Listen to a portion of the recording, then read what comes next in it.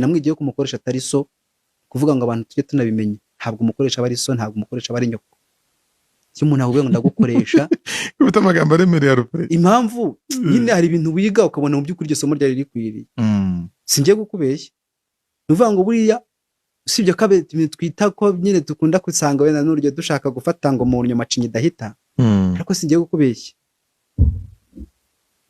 Kenisa nyeretse ko umukoresha atari so, umukoresha atari nyoko, uvuga ngo nuko urwaye.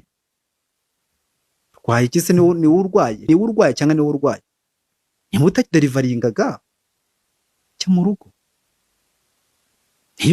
Nimba n'urugero nkeneye inkuru 10 nako inkuru bura dutanga twe bura kuri TV batanga guhera inkuru kwa mbere kugera kwa gatandatu. Kwa gatandatu barabakora special report na story n'inkuru yatambuka mu makuru. Izirindwi mu cyumweru. Niba utari buzibone ukazana wenda n'urugero ngo ko kwaragiye kuryama gatatu mu cyumweru ngo kwa muganga ngo urakuramwe umunsi mutari bukore hoya.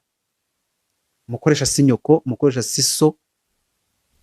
Cyo narakize cyane abantu hano hantu uyu mugabo arankosoye kabisa. Iyo umuntu amukorera ntabwo bari so ntabwo bari nyoko, uba ugomba kubimenya. Cya kabiri, harereye nakoze ntakongera kandi gukora.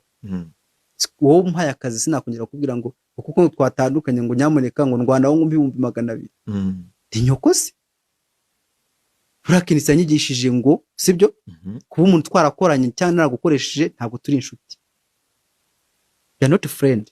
Kugise reka kutekereza ibindi reka ngiye nkubwira uko ngeka nkubwira amasomo nize. Wowe uri kujya atangira wambwira amasomo nize. Oya, nyeretse ko nta bushuti wa burimo hagati yo kuba umuntu yaragukoresheje utangiye kuzana ibintu by'ubuvandimwe biki n'ibiki.